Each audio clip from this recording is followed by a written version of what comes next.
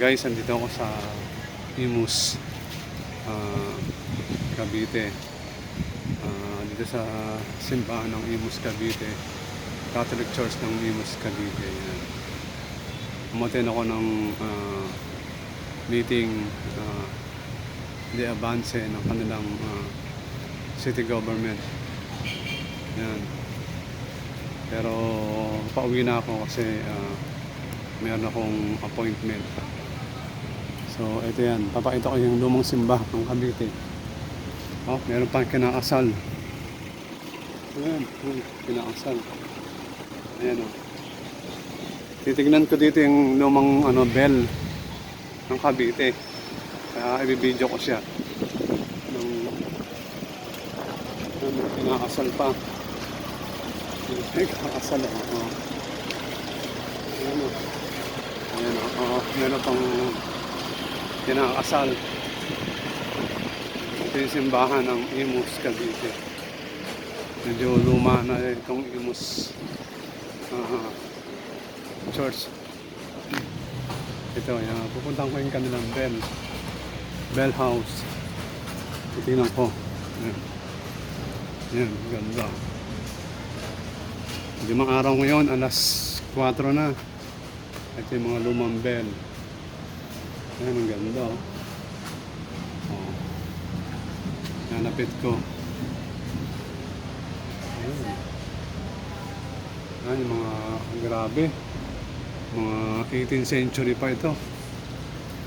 Ayan, Monsignor Pedro Abad, Parish of Del Pilar, 1968, June 29. Ayan. Ito naman yung pinakamalaki nilang bell. Ayan, San Andres Corsino, 1873. Ayan. De Hoya Imus Anyo, 1873. Ayan, yung mga bell. So hindi na siguro ito ginagamit, ni display na lang. Fundida en 20 de Julio 1867, siendo Pura el P. Jose Orella, patrona del pueblo de Imus. So matagal na to. Matagal na itong bell na to. Yan malaki grabe pag ginamit siguro sa school to. Grabe.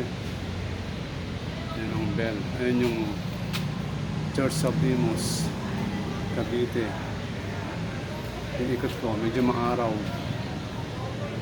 Dito tayo sa loob ng simbahan. Ng church. Kinakasal. Yan, luma pingas-pingas pa. Grabe ang kapal nasa 2 inches ang kapal. Tingnan natin ilalim grabe. Ang klaseng bell yan.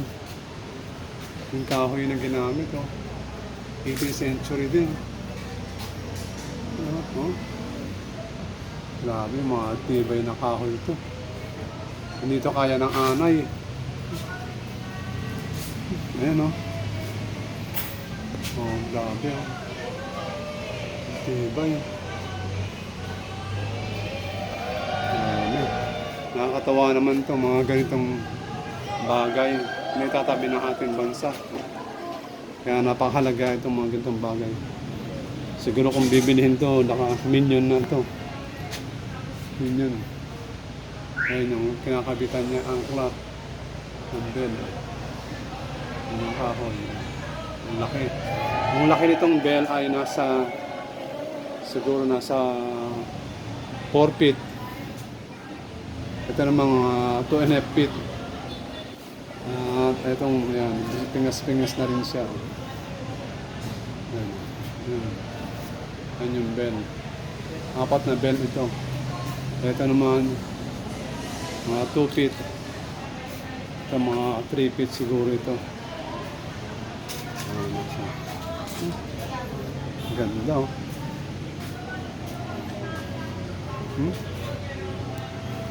Yan ang Imus. Bayan ng Imus.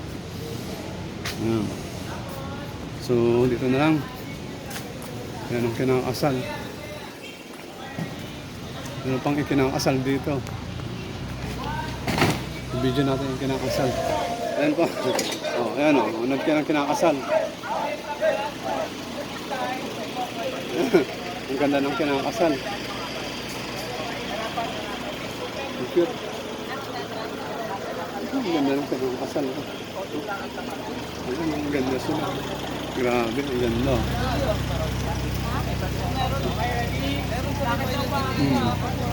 Ano pang kinakasal?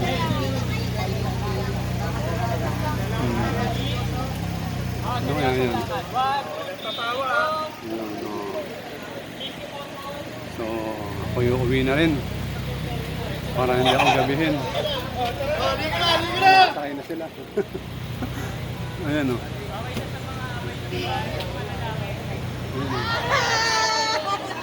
Okay, congrats. Congrats sa kakasal. Sa kinakasal. Congrats oh. Mga kakasal. Ang ganda lang nila. Ang ganda ng kanilang... Siguro pala ito eh.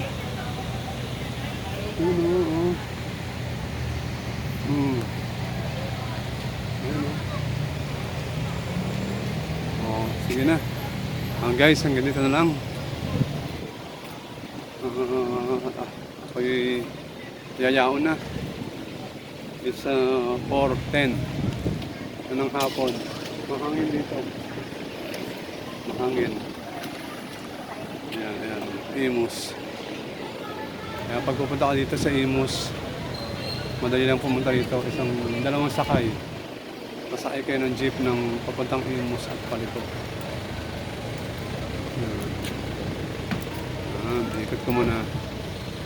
Okay guys, sige po, ingat lagi. God bless you all. Ito si Kuya Kids, sabing Jesus loves you all.